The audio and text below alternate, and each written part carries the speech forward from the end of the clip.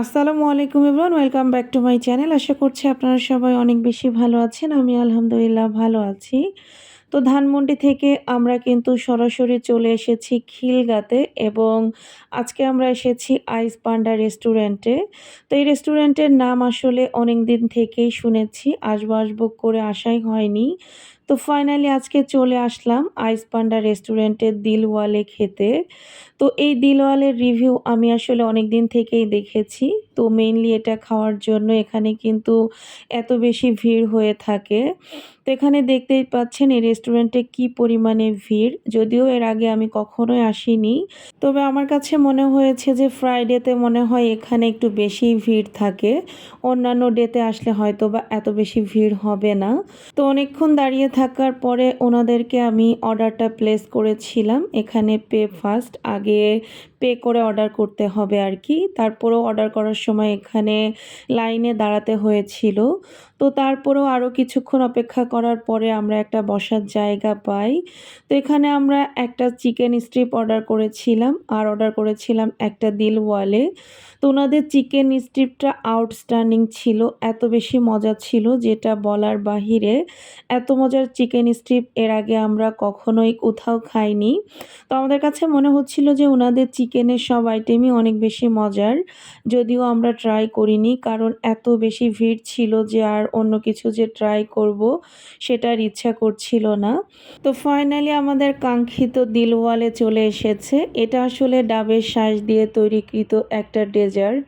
যদিও আমার এবং জারিফের বাবার কাছে এটার টেস্ট খুব একটা ভালো লাগেনি। একটা কথা বলে রাখি, সবার আসলে টেস্ট বাড এক না, এক একজনের কাছে এক এক রকম লাগতে পারে, এটাই স্বাভাবিক। এটার রিভিউ আমি অনেক ভালো দেখেছি, অনেকের কাছে হয়তো বা ভালো লেগেছে। আমাদের কাছে অতটা ভালো লাগেনি বলে বলবো না যে এটা ভালো না। তো যাই হোক, আপনারা গিয়ে ট্রাই করে দেখতে পারেন, আপনাদের কাছে ভালো লাগতে পারে। তো ওখান থেকে খাওয়া দাওয়া শেষ করে বাইরে বের হয়ে দেখি যে বেলি ফুল। তো বেলি ফুল দেখে আমি আসলে আর লোভ সামলাতে পারলাম না, সাথে সাথে কিনে নিয়েছি। আর কেনার পরে হাতে পরেও নিয়েছি। বেলি ফুলের ঘ্রাণ আমার কাছে অসাধারণ লাগে। তো এখন আসলে আমাদের বাসায় ফেরার পালা। ছিল জ্যোৎস্না রাত, খুব সুন্দর একটা পরিবেশ, খুব একটা গরম ছিল না, খুব ভালো একটা ওয়েদার ছিল। তো সেজন্য জার্নিটাও আজকে অনেক বেশি ভালো লেগেছিল।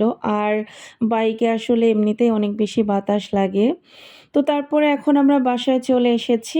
আর বেস্ট বাই থেকে কি কি কিনেছি সেগুলো আপনাদেরকে একটু দেখিয়ে দেই। তো এখানে সবার প্রথমে দেখতে পাচ্ছেন নকশি পিঠা। এই পিঠাটা আমার কাছে ভীষণ ভালো লাগে। আর এখানে নিয়েছিলাম 4টা স্ট্রর একটা সেট। এটা আসলে কাচের ছিল। এটা আমার কাছে ভীষণ ভালো লেগেছে, তাই দেখে আমি সাথে সাথে নিয়ে নিয়েছি। আর ভীষণের এই স্পিকারটা নিয়েছি, সেটা তো আপনাদেরকে আগেই দেখিয়েছি যখন নিয়েছি আর কি। তারপরও বাসায় এনে আবারও একটু দেখিয়ে দিলাম। আর এটা হচ্ছে গিয়ে তার পরের দিন ছিল। আজকে আসলে খুবই মেঘলা মেঘলা একটা ওয়েদার ছিল। আর এদিকে জারিফ আসলে সকাল থেকেই বিরিয়ানি খেতে চাচ্ছিল। তো এত সুন্দর ওয়েদারে ভাবলাম যে ছেলেকে একটু বিরিয়ানি রান্না করে না দিতে পারলেও তেহারি রান্না করে দেই। ও তো আসলে বিরিয়ানি আর তেহারির মধ্যে খুব একটা পার্থক্য বুঝে না। তো বাসায় আসলে ছোট ছোট পিস করা কিছু মাংস ছিল, তো সেটা দিয়েই আমি জারিফের জন্য একটু তেহারি রান্না করে দিচ্ছিলাম, সাথে একটু আলু অ্যাড করেছিলাম। তবে তেহারিটা খেতে কিন্তু অসাধারণ হয়েছিল। আর ওয়েদারের সাথে আজকের খাবারটাও ছিল একদম পারফেক্ট। আর এখন হচ্ছে গিয়ে রাতের বেলা। ডেইরি মিল্কের এই চকলেটটা আসলে ফ্রিজে ছিল, তো আমরা 3জন মিলে চকলেটটা খেয়েছিলাম। তো আজকের ভিডিওটা আপনাদের কাছে কেমন লাগলো অবশ্যই কিন্তু জানাতে ভুলবেন না। আজকের ভিডিওটা এই পর্যন্তই। সবাই ভালো থাকবেন, সুস্থ থাকবেন, আমাদের জন্য দোয়া করবেন। আল্লাহ হাফেজ।